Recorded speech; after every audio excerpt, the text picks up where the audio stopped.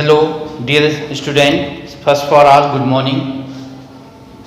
Today, class 10 biology part 4 video part 4 chapter 1 यानी chapter 1 से ही अभी चल रहा है कार्यक्रम, क्योंकि चैप्टर 1 में बहुत सारे बातें हैं तो उसको छोटी छोटी वीडियो के माध्यम से बनाया जा रहा है। आपको क्लास की पढ़ाई की तरह इसको डील किया जा रहा है वीडियो के माध्यम से।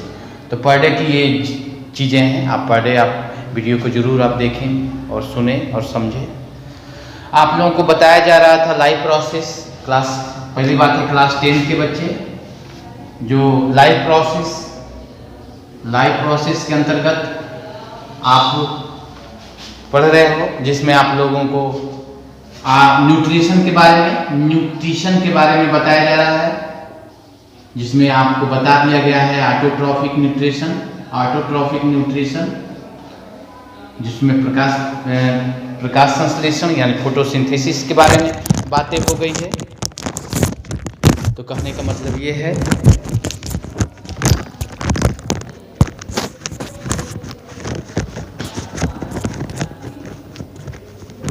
तो ऑटोट्रॉफिक न्यूट्रिशन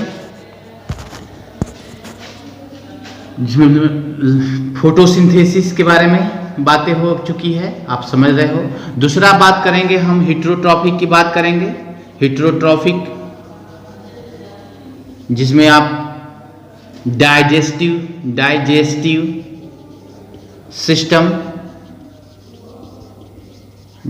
सिस्टम के बारे में बात करेंगे। ह्यूमन बीइंग यानी ह्यूमन के अंदर। दूसरा अमीबा के बारे में। अमीबा यानी एक सेल वाले जीव के अंदर भी होलोजोइक न्यूट्रिशन होता है, यानी एक सेल के अंदर ही सारी क्रियाएं उनके हो जाते हैं, क्योंकि अमीबा के अंदर वही 5 स्टेप। तो यहाँ डाइजेस्टिव सिस्टम ह्यूमन में भी 5 स्टेप। पुनः आपको एक बार याद दिला दें, इंगेशन पहला स्टेप होता है, अंतर भोजन को लेते हैं। डाइजेशन की बात किया जा रहा है, डाइजेशन हो रहा है, यानी फिर एब्जॉर्प्शन हो रही है। एब्जॉर्प्शन के बाद फिर एसिमुलेशन हो रही है, और लास्ट में जो है ईगेशन हो रही है। ईगेशन इस तरह 5 स्टेप कंप्लीट पूरा करके तब जाके डाइजेशन की क्रिया पूर्ण होती है, कंप्लीट होती है। तो अब हम शुरुआत करते हैं न्यूट्रिशन इन ह्यूमन बीइंग। जो आपको मालूम है कि इसमें ह्यूमन के एलिमेंट्री कैनाल के बारे में आपको बताया जाएगा कि ह्यूमन के एलिमेंट्री कैनाल यानी किस तरह से भोजन डाइजेस्ट होती है, किस रास्ते से होकर पहुंचती है, कैसे होकर पहुंचती है। तो फर्स्ट फॉर ऑल पहले हम बात करेंगे इंगेशन की बात करेंगे, जहां भोजन को लेना होता है। यानी हम लोग अपनी बात करते हैं कि भोजन को हम लेते हैं, तो भोजन को माउथ कैविटी पहला जो शब्द आएगा वो माउथ कैविटी की बात करेंगे। माउथ कैविटी यानी मुख गुहा, जिसमें आप भोजन को रखते हो, और भोजन को रखने के साथ साथ वहाँ पर वर्क होती है। पहला फिजिकल वर्क और साथ ही वहाँ पर केमिकल वर्क होती है। यानी सच कहिए, एक बात को सच कहिए, तो जब आप अपने भोजन को मुख गुहा में यानी मुख कैविटी में ही डालकर अगर कुचना शुरू कर देते हैं, तो वहीं यानी आपके मुख में ही स्टार्ट हो जाती है डाइजेशन, क्योंकि कुछ ऐसे स्टार्च होते हैं जो आपके मुंह में ही डाइजेस्ट हो जाते हैं। जैसे फिजिकली वर्क का मतलब होता है जिसमें टीथ और टंग, यानी टीथ और टंग दो वर्क ऐसे फिजिकल ऑर्गन होते हैं जो भोजन पर वर्क करते हैं, भोजन को तोड़ते हैं, टुकड़ों में तोड़ते हैं, उनको पीसते हैं, यानी उस टाइप्स के बनाते हैं जिससे हम उसको निगल सकें, उसको अंदर डाल सकें। यानी इसको छोटे छोटे भागों में किया जा रहा है। यानी दांत का वर्क है, सभी को पता है कि टीथ 4 प्रकार के होते हैं। कार्यों के आधार पर, उन दांतों के कार्यों के आधार पर उनको 4 भागों में बांट दिया गया है। याद रखें आप लोग। ये पहला जो सामने के दांत जो चौड़ी होती है उसको इंसीजर बोलेंगे, जो भोजन को पकड़ने का काम करता है। बगल में देखेंगे कुछ ऐसे मटेरियल होते हैं जिसको फाड़ने की जरूरत पड़ती है, यानी नोकीले दांत होते हैं, वो कैनाइन होते हैं। यानी इंसीजर है, केनाइन है। आप यहाँ पर बात आई से है, इंसीजर फिर केनाइन से बात कर सकते हैं। प्री मोलर की बात करेंगे, चौड़ी दांत, और लास्ट में मोलर की बात करते हैं। यानी कि अगर हम डेंटल फार्मूला की बात करते हैं, यानी डेंटल फार्मूला ये 2 है, ये 1 है, ये आपका 2 है, ये आपका 3 है। 2 1 3 3 5 3 8, यानी 8 नीचे से 8 इधर और 8 इधर, यानी 16। यानी कहने का मतलब ये है कि अगर नीचे इसका दुगुना कर दें तो I4 2 and 4 and 6, यानी नीचे के दांतों की संख्या इस तरह हुआ। यानी 4 2 6 6 4 10 16 हुआ, 16 हुआ। यानी 16 नीचे 16 ऊपर। यानी कहने का मतलब कि इंसीजर नीचे 4 है, केनाइन 2 है, प्रीमोलर 4 है, मोलर आपका 6 है। यानी इस तरह नीचे ऊपर 32 दांत होते हैं। यानी कहीं ना कहीं इनका वर्क है, ये वर्क करते हैं भोजन पर। और साथ में जो जीभ है यानी टंग है वो सलाइवा के साथ, क्योंकि आपके मुंह के अंदर सलाइवरी ग्लैंड होता है जो बहुत ज़्यादा मात्रा में सलाइवा निकलती है, सलाइवा, जिसमें सबसे ज़्यादा वाटर होती है, वाटर। और इसमें वाटर के साथ एंजाइम, बिल्कुल स्पेशल एंजाइम होता है जिसका नाम होगा एमाइलेज। उस एंजाइम का नाम होगा एमाइलेज, जो आप भोजन के रूप में स्टार्च जो खाते हो, स्टार्च जो भोजन के रूप में जो आप स्टार्च लेते हो, उस स्टार्च को एमाइलेज जो है उसको तोड़ देता है, क्योंकि ये कॉम्प्लेक्स कार्बोहाइड्रेट है। ये कॉम्प्लेक्स कार्बोहाइड्रेट है, भारी भरकम कार्बोहाइड्रेट है, जो इसकी साधारण से भाग, यानी जो, क्योंकि ये ग्लूकोज, यानी ग्लूकोज रियल में ये ग्लूकोज ऐसे लिखकर यन लगा देंगे, यन का मतलब बहुत सारे ग्लूकोज का मालिक्यूल, बहुत सारे ग्लूकोज का मालिक्यूल ढेर हो जाता है, नहीं है बहुत ज़्यादा बल्कि हो जाती है। उस स्थिति में हम स्टार्च, सेल्यूलोज, काइटिन जो नाम देते हैं, यानी इसको पॉलीसैकेराइड, यानी सैकेराइड का मतलब ग्लूकोज, यानी मोनोसैकेराइड, मोनोसैकेराइड, डाइसैकेराइड यानी पॉलीसैकेराइड। मोनोसैकेराइड एक ग्लूकोज का मालिक्यूल, डाई का मतलब 2 ग्लूकोज का मालिक्यूल, इसके बाद बहुत सारे यानी पॉलीसैकेराइड। इस तरह जो है स्टार्च पॉलीसैकेराइड हुआ। इनको पहले कम्प्लेक्स है, हमारे सलाइवा मुंह के अंदर ही सलाइवा के साथ वो डाइजेस्ट हो जाता है, यानी स्टार्च जो है आपके ग्लूकोज में बदल जाती है, इसको ग्लूकोज में बदल देता है। तो इस तरह देखा जाए तो यह केमिकल रिएक्शन, यानी कि स्टार्च को ग्लूकोज में बदलना। एंड फिजिकल वर्क, टंग और टीथ के माध्यम से भोजन के ऊपर जो काम हो रही है, पिसाई की, कटाई की या मिक्सिंग करने के लिए, वो दोनों मिलकर काम करें। इस तरह आपको माउथ कैविटी के बारे में बात हो गई कि माउथ कैविटी के अंदर क्या क्या होती है भोजन के साथ। तो फिर आगे बात किया जाए तो आगे इसको हम जाते हैं नंबर 2, यानी फर्स्ट नंबर 2। अब हम शुरू में पढ़ते आए होंगे फूड पाइप इसको पढ़ते हैं, लेकिन इसको बोलते हैं आसोफैगस, ग्रसिका हिंदी में बोलते हैं। ये माउथ कैविटी के बाद सीधे हमारे आहार नाल, यानी कि कहने का फूड पाइप से, यानी ओसोफेगस से होकर निकलती है। और ओसोफेगस के अंदर की दीवार, यानी इनर वाल के अंदर जो है बहुत सारे म्यूकस टाइप के पदार्थ, म्यूकस होते हैं, जो भोजन को आसानी से क्या करता है, फिसलता है, यानी भोजन आसानी से इसके फिसला देता है, यानी भोजन नीचे की तरफ पहुँचता है। यानी ये भोजन जो माउथ कैविटी में सब कुछ होने के बाद, फिजिकली वर्क और केमिकली वर्क होने के बाद, उसको पुनः फूड पाइप के माध्यम से, एसोफेगस के माध्यम से उसको स्टमक, यानी सेकेंड दूसरा तीसरा स्टेप, यानी कहने का मतलब स्टमक तक पहुंचा देता है, स्टमक अमाशय तक पहुंचा देता है, और स्टमक में भोजन बन जाती है, भर जाती है। यानी यह स्टमक में भोजन भरने के बाद थोड़ा बहुत रेस्ट लेता है, क्योंकि उसमें अब भोजन को पचाने के लिए स्टमक का 2 दीवार है, अंदर का जो वाल है वो अब धीरे धीरे एक्टिव होगा, यानी गैस्ट्रिक जूस, यानी आगे इसमें बताया जाएगा कि स्टमक के जो दीवार होती है, यानी उसके अंदर के जो भाग होता है, यानी एक स्टमक की अगर रचना की बात करें तो ऐसे स्टमक बताया गया होगा, आपको बताया गया होगा, क्योंकि इसकी दीवार जो होती है, दीवारों में जठर रस यानी गैस्ट्रिक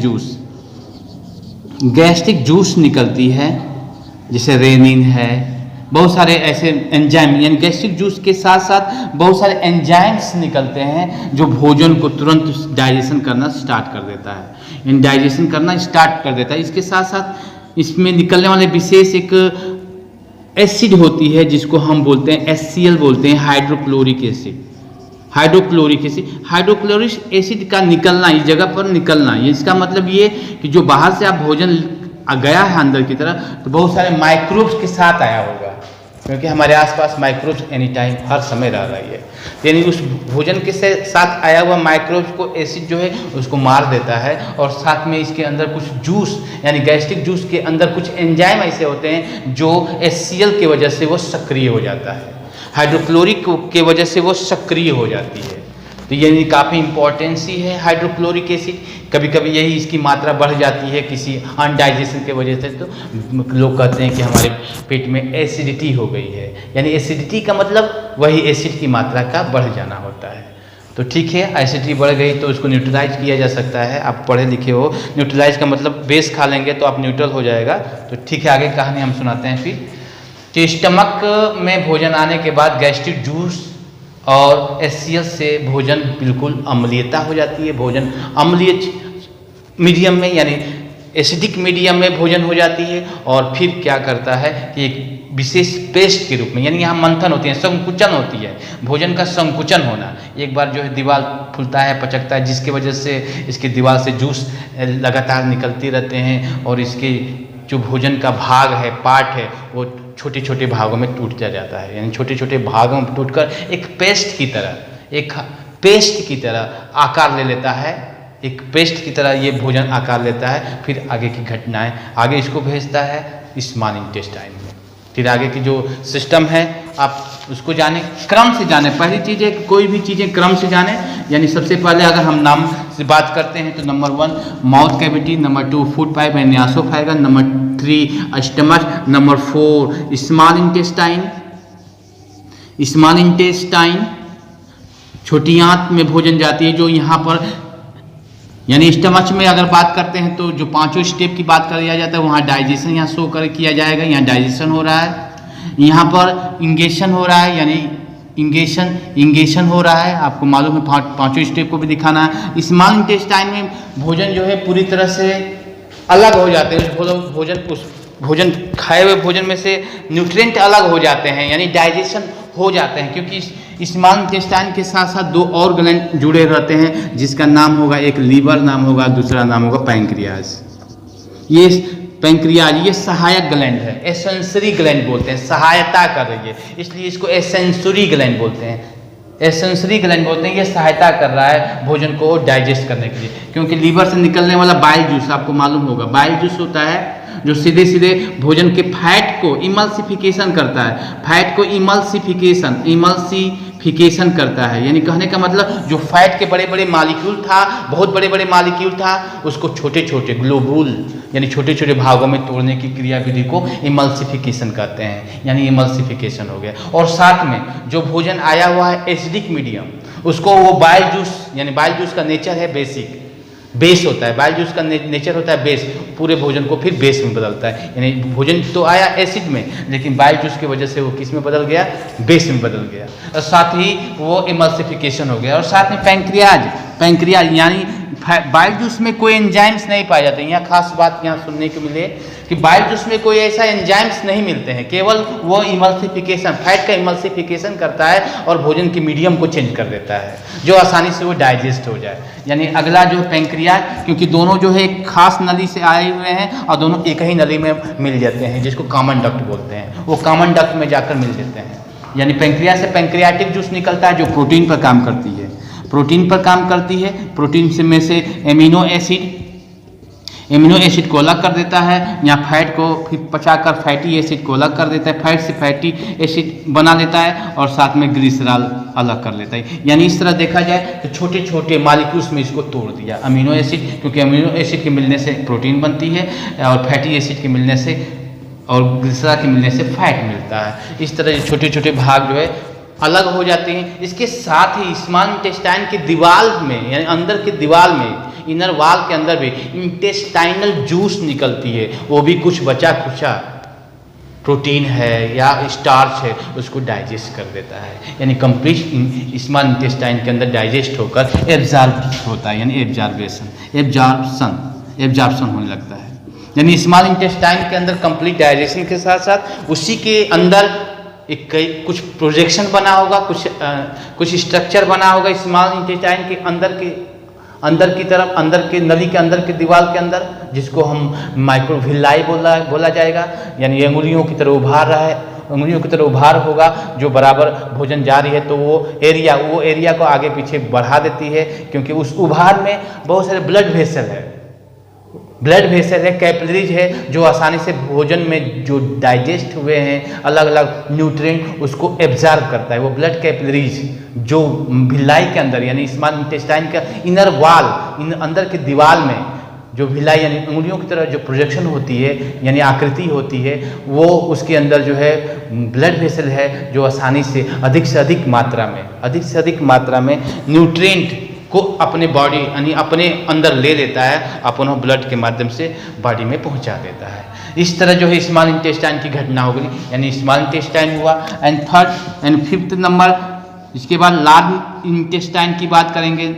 लार्ज इंटेस्टाइन यानी कहने का मतलब जो स्मॉल इंटेस्टाइन में चीज एब्जॉर्ब हुआ तो एब्जॉर्ब हुआ, लेकिन जो बेकार की चीजें हैं फीकल मैटर के साथ वाटर के साथ फीकल मैटर वाटर के साथ आगे की तरफ आएगा, और लार्ज इंटेस्टाइन में जितने भी वाटर एक्सेस हैं, अधिक से अधिक एक्सेस हैं, पुनः वो बॉडी के अंदर आ जाता है, यानी वो भी एब्जॉर्ब होता है, बॉडी उस वाटर को ले लेता है। इस तरह जो है पुनः वाटर को ले लिया, बाकी बॉडी के अंदर न्यूट्रिएंट के छोटे छोटे पार्टिकल ले लिया, एमिनो एसिड ले लिया, फैटी एसिड ले लिया, ग्लिसरॉल ले लिया, ग्लूकोज ले लिया, ये सारे चीज़ों को बॉडी ले लिया। पुनः बॉडी में जाने के बाद पुनः वो बन गया, प्रोटीन के रूप में बन गया, कार्बोहाइड्रेट के रूप में बन गया, फैट के रूप में बॉडी के अंदर बन गया, यानी वो फिर मेकिंग कर दिया, बॉडी को फिर बना दिया अंदर जाते ही। तो उस घटना को हम बोलते हैं एसिमुलेशन बोलेंगे। यानी आपका ये चौथा स्टेप है जहाँ पर लार्ज इंटेस्टाइन के तहत इसको रखा गया है, क्योंकि पानी ज़्यादा था वो एब्जॉर्ब कर लिया, और साथ में बॉडी बिल्डिंग यानी बॉडी के अंदर बिल्ड हो गया। एंड 6 जो बात करेंगे वो रेक्टम की बात करेंगे, जहाँ पर फीकल मैटर है, मल जहाँ मल रखते हैं, मल को रखा जाता है मतलब स्टोर होता है, उसको हम मलाशय यानी रेक्टम बोलते हैं। इसके बाद लास्ट में उसको अवक्षेपित करते हैं, एनस के माध्यम से बाहर करते हैं, इस घटना को बोलते हैं इगेशन। इस तरह जो है आपको डाइजेशन सिस्टम के तहत आपको पहले नाम जरूरी है। ये माउथ कैविटी है, माउथ कैविटी के बाद आपको फूड पाया, ऑसोफेगस है, स्टमक है, स्मॉल इंटेस्टाइन है, लार्ज इंटेस्टाइन है, रेक्टम है, एनस है, ये नाम है। इसके साथ इसके सहायक ग्लैंड जो लीवर और पैंक्रियाज के बारे में जानेंगे, और साथ में यहाँ भी मुंह के अंदर भी सलाइवरी ग्लैंड भी पाए जाते हैं जो सलाइवा निकाल रही है, जो भोजन को आसान कुचने में, उसको पेस्ट बनाने में आसानी होती है, और साथ में उसके अंदर कुछ ऐसे विशेष एंजाइम्स होते हैं जो भोजन को स्टार्ट कर देता है डाइजेशन। तो कहने का मतलब एंजाइम स्टमक में निकलता है, एंजाइम जो है आपके पैंक्रियाज में निकलता है, यहाँ तक एंजाइम जो है क्या बोलते हैं ये स्मॉल इंटेस्टाइन के वजह यानी स्मॉल इंटेस्टाइन के अंदर जो इंटेस्टाइनल जूस निकलता है, जिसमें बहुत स्पेशल टाइप के एंजाइम्स होते हैं जो भोजन को कंप्लीट डाइजेस्ट कर देता है। इस तरह आप डाइजेशन सिस्टम के बारे में, ह्यूमन डाइजेशन सिस्टम के बारे में केवल नाम के आधार पर उसको कुछ समझे हैं। बाकी और भी फिगर के माध्यम से इसको बताया जाएगा। एक फिगर आपको बनाते हुए दिखाएंगे, और किन जगह पर कौन सा एंजाइम का एक्शन है। अगले वीडियो में आपको बताया जाएगा कि किस अंग में जो एंजाइम्स निकलता है उस एंजाइम्स का नाम है, और एंजाइम्स का वर्क क्या है, वो किस जगह पर क्या कर रहा है। तो फिगर के माध्यम से इसको अगले वीडियो के माध्यम से आपको समझाने का हम प्रयास करेंगे।